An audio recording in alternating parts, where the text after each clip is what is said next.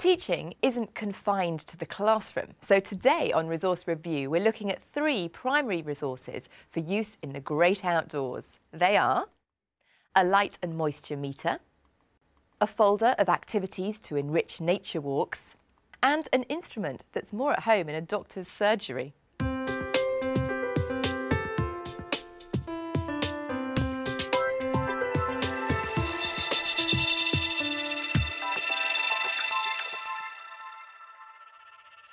Recommending today's resources, we have John Reimer. John is Worcestershire Children's Services Advisor for Sustainability and Head of Bishopswood Centre. On the panel today we have Pat Henchy. Pat is Head Teacher at Lowther Primary School in Barnes, and Education Consultant Adrienne Jones. And Matthew Tosh, our roving resource investigator, is out and about to see what pupils and teachers make of our resources. John, let's have a look at your first choice of resource for us today, and it is the light and moisture meter. Tell us about this resource and why you like it.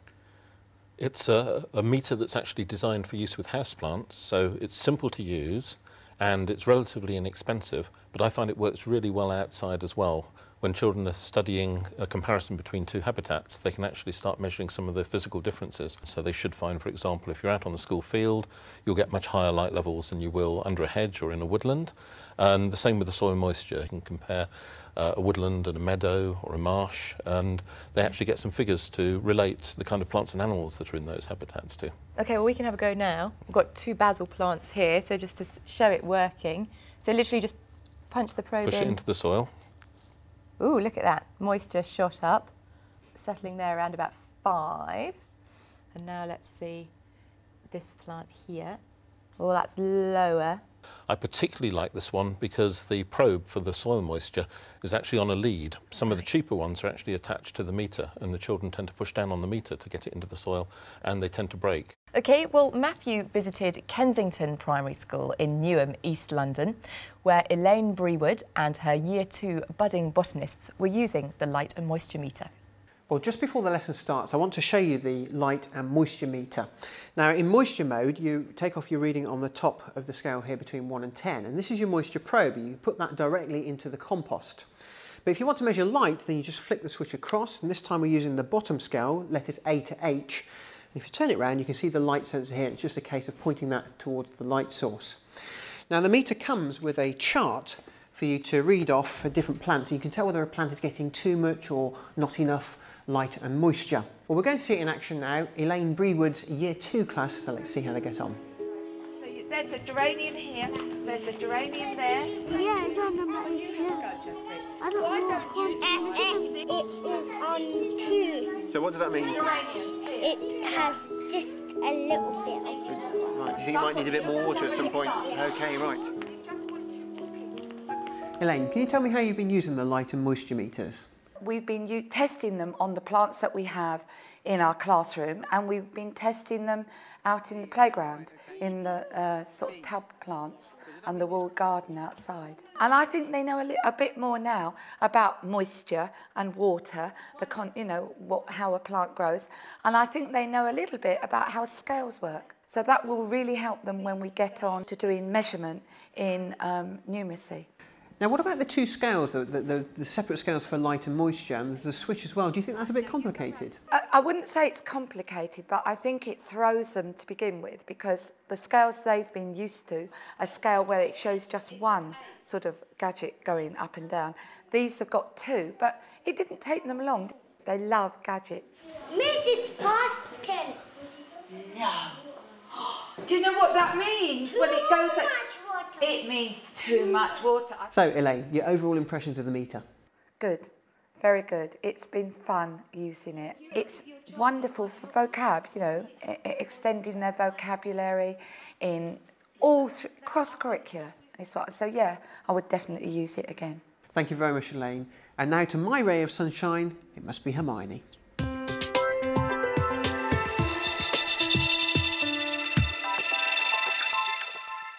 Well, Pat, what do you think? Are you a fan of the light and moisture meter? Absolutely. Cheap, hands-on. I would never have thought to go to a garden centre, see something on the shelf, buy it in bulk, and then have it for children to use and to feel that they're actually understanding the processes of just being outdoors. What does light do? What does shade do? And what does water do? Great fun. Fantastic. Sounds like you've had a bit of a revelation. Loved it. Thank you. Adrienne, what did you think? I like the way that it doesn't rely on batteries. This little leaflet is obviously for adults. I mean, for me, it's great because my houseplants are desperately needing light and water. But a teacher can extrapolate from that using an interactive whiteboard. You know, you've got a wonderful facility to put charts and grids and comparisons, and the children can enter data. And I like the way that it's actually a kind of grown-up piece of science. Well, thank you. Time now to move on to John's second choice of resource for us today, and it is the Earthwalks folder. John, explain this resource to us, and again, what makes it stand out? Why do you like it? I first came across this in 1984 and I've been using it ever since. It's come from America, but you can buy them in this country, and I think it stood the test of time. It's a series of sensory activities to develop that sense of wonder between children and the natural world. When I first started, I would do one at a time, just to get used to it, just to have to make one set of props. But as you build up your repertoire, it's well worth doing a sequence of them because there's a synergy there. OK, well, Matthew visited Glebe First and Middle School in Harrow, North London, where teacher Katie Hobson is using just one of the activities with her Year 2 class. Hold it up to the light, see if you can see any veins. Earthwalks Earth Magic is a collection of a dozen or so sensory activities designed to give a fresh take on the familiar and unfamiliar things in the natural world. Now, the idea is that you plan a walk to include 4 or 5 of these activities, and which ones you choose obviously depends on where your walk is and what the focus of your lesson is. Now, the activities are all on cards, and each card has a little narrative giving you some information, and on the back of each narrative there's some guidelines for teachers telling you some props that you might need for the lesson and general notes.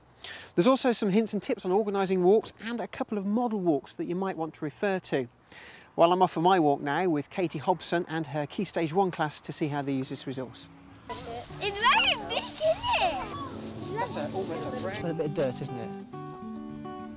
Katie, we've escaped for a moment. Can you tell us how you've used the resource today? OK, we decided upon the leaf slide activity, obviously because it's autumn and the leaves are particularly beautiful at this time of year, and it was a good opportunity for the children to go out onto the field, have a look at the leaves, use magnifying glasses to observe, and then they came in and they used viewfinders to do some observational drawings. Come on then. The children love outdoor learning. They really enjoy getting outside and having a look at nature. They've enjoyed it a lot today. What is it in particular that you like about this resource? I like the suggestions for different walks that they can go on. It's given ideas for different ways of doing outdoor learning. And do you think it could be improved in any way?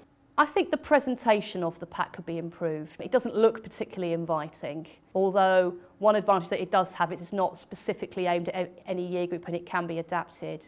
I think it could be improved by its being related a lot more to the curriculum, the national curriculum, and the schemes of work. Thank you, Katie, that's interesting. And now it's time to leave this school and we'll get back to the studio.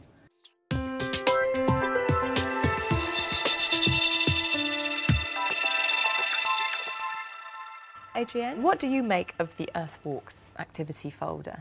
As presentation is concerned, I found it slightly irritating that it was on the side as opposed to face down, but that's a minor point in many ways because I think the content and the intention, which is about being one with nature, actually brings out a kind of spiritual element in learning and being in the world. The only thing I would say, they seem very prescriptive and it's almost like learning a script. And that may put teachers off, but I think if it's done in the spirit of interpreting what is suggested as this activity and then developing it yourself, bearing in mind that it's about being in nature and it's learning outside the classroom, and that the emphasis is on that, and so it should be.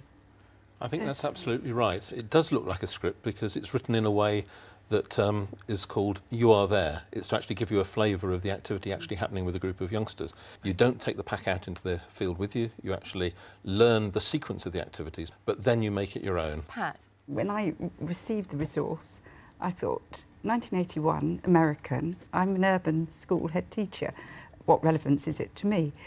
But for me, the resource is a timely reminder that children are citizens of the world, and actually we need to make sure that we encourage children to realise the awe and wonder of nature.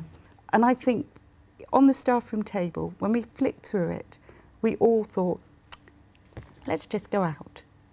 Don't worry about SATs, targets, whatever. Let's just go out so children can be. And I think that's what that resource will do. It's magic. Well, let's move on to John's third choice of resource for us today. And something a little bit unusual, John. You're recommending the use of a stethoscope. I've got one here. In what way should schools be using a stethoscope in the outdoor environment? Take the stethoscope out in spring, put it to a silver birch tree on a warm day, and you will hear the sap rushing up the tree. It's all about, again, getting children back in touch with nature, making them realise that plants are living things. Right, well, we have actually got a recording of some sap rising in a birch tree, so let's have a little listen to that. It's an extraordinary noise, isn't it? Is that what you might be able to hear using one of these? That recording was taken using a probe inserted inside the tree, which is quite an expensive thing to do, but you actually can hear that noise with a stethoscope on a warm day. But it might be slightly quieter or slightly more muffled. It'll be a little bit quieter, a little bit more muffled, but you will hear that sort of sound. If you can't wait till spring and if you can't find a silver birch tree, just go out and listen to some dead logs, see if you can hear beetles scrabbling around inside them. Pat, is this something you've ever tried with your pupils? No, and I have to say, when the stethoscope arrived and hear the sap rise in trees, I laughed. But one of my jokers also said, we have school pets, and it would be great to be able to listen to the gerbils' heart beating. God, so poor gerbil. So they can then compare it to a human. Yes. So multi-purpose, but the sap rising, I have to say, I'll have to wait until spring. Yes. Well, Adrienne, bearing the outdoor environment in mind, what do you think of the stethoscope? I like the idea of it. I think there's probably a lot more than has been suggested that could be explored, even listening to the ground. But one practical point I found, certainly when I tried it out, is it didn't half hurt my ears. Right. It was very tight, and I think it's just a slight word of warning that the spring action actually presses in quite hard. Yes. So I just think it's a little minor point to be aware of. Delicate little ears with these, what do you think? Yes, I think you can adjust the spring, I think you can bend it, but you can actually reduce the pressure, I think. OK. Well, thank you all very much. I'm afraid that's all we've got time for today. But to recap, the three resources that we've looked at are a light and moisture meter from Tenax UK Limited, Earthwalks Earth Magic from the Institute for Earth Education, and a stethoscope available from TTS Group. For more information about any of the resources we've discussed today, go to our website. It's teachers.tv/resource review, or email us resourcereview@teachers.tv. A very big thank you to our panel, to John, to Pat and to Adrienne. Thank you for joining us. We'll see you next time on Resource Review. Bye-bye.